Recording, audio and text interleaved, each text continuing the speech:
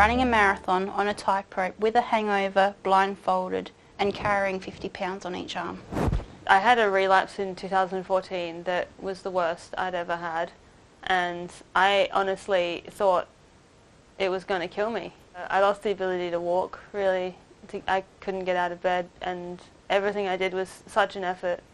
Yeah, I felt like I was in a delirium. Yeah, my ears were ringing, and my vision went, and all I could see was kind of like this tiny speck. Like a pinhole. Yeah, like a pinhole at the end of my vision, and I remember like crawling down the hallway because I couldn't get up. Yeah, it was really horrible. And yeah, you do worry because you're lying there and you're thinking, when's it going to end? When, am I going to be able to get up and feed myself?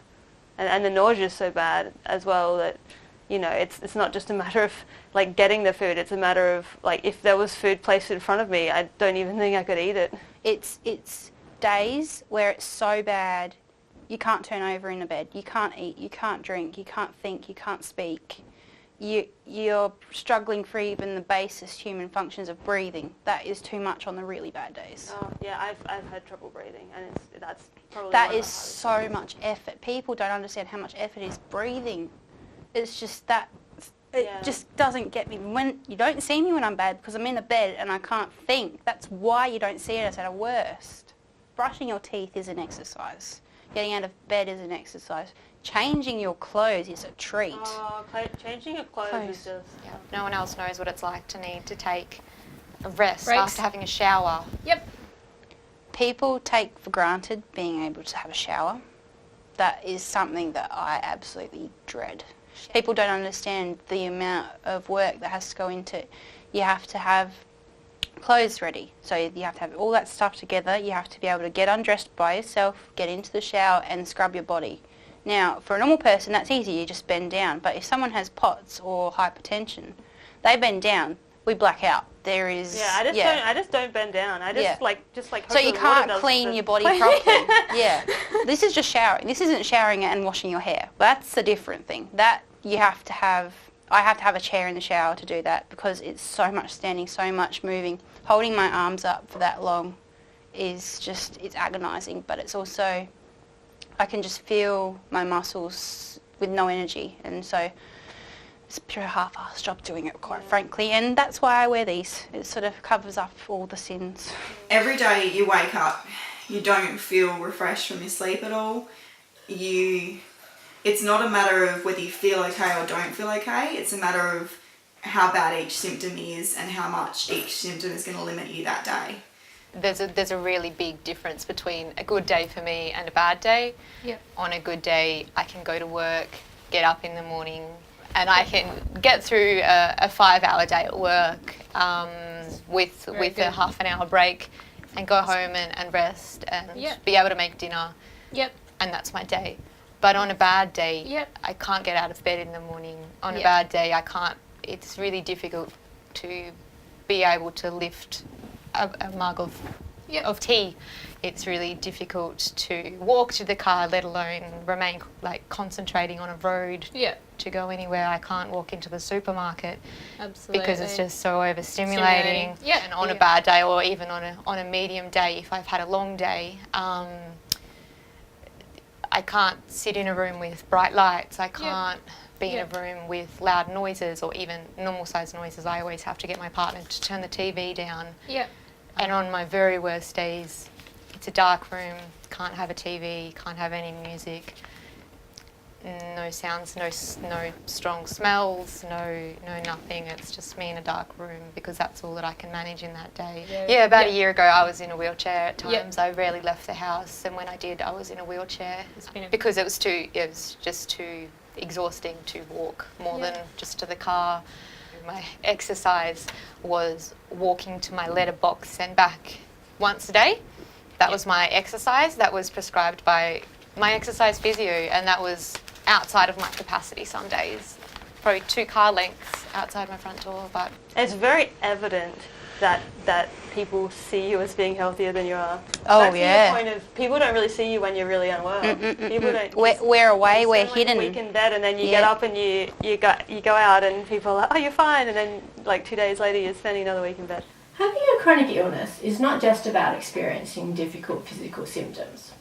It is also about managing difficult mental and emotional effects, as well as the impact that chronic illness has on your identity. It's really exhausting living with a chronic illness, and not just physically exhausting, but it's mentally trying to manage it as well, and managing the physical symptoms as well as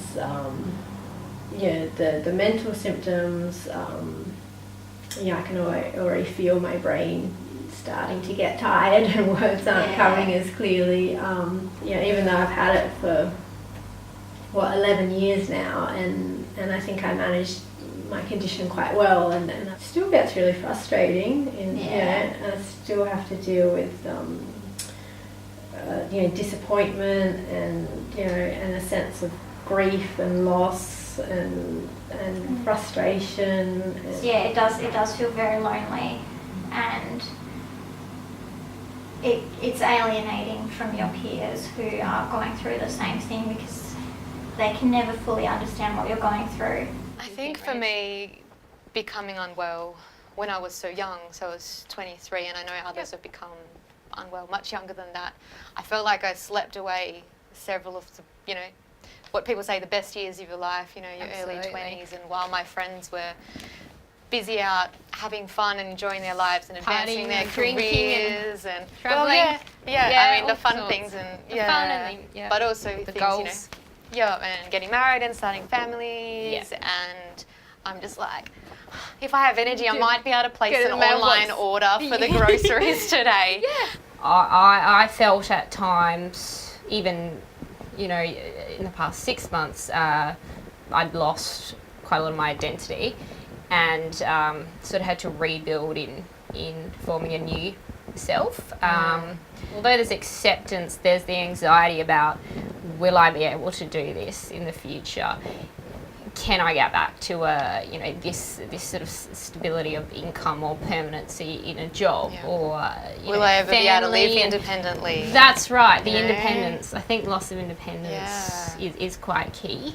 Because I was so young, because I was only 14, that's really like when you start figuring out who you are and sort of, forming your identity. And so mine was all formed around being sick, being needy, being sort of very reliant on my mother. It took me well into my 20s to start to feel actually independent. It's identity consuming, being sick. It's hard not to define yourself with it, but I would say it's life altering, without a doubt. Definitely. And I think it's not just the physical pain that we have to go through. There's also the emotional side, which is probably the hardest. So I think combined, your physical, financial burden and the anxiety, constant fear of worry about the future, are pretty intense to say the least. The constant adaptations you have to make to your life in every aspect of it. Learning to let go of the life that you thought you were going to have. Guilt of having to rely on other people and the hurt that you're causing them by being ill and them having to see that. And the loss of independence is really hard. Minute by minute, day by day, hour by hour, like you can't think ahead. It hurts too much. I would agree with that entirely. I was a very organised person, and I couldn't stand not to be organised, and now I'm very disorganised because there's no way to be organised once you have chronic fatigue. You can't see the future, and you don't know what the next minute's going to hold, really. And it hurts. It hurts your soul to have people ask you, well, what are you doing this weekend? I don't know. I don't know what my body's going to do to me. You have to do things so much slower. You're always pacing, having to structure in rest times. You rest before you do something, and then you rest after you do something. You're having to think about how much energy a particular activity is going to take, kind of structure your day sort of accordingly, and trying to structure around what are your better times. And like I can feel right now my body is telling me to stop, sit down, relax, stop doing this, it's too much for me, I'm overstimulated. I can feel my brain swelling, I can feel my spinal cord swelling, I'm getting sweaty, I'm going to start shaking soon. If I don't stop, I'll probably start vomiting.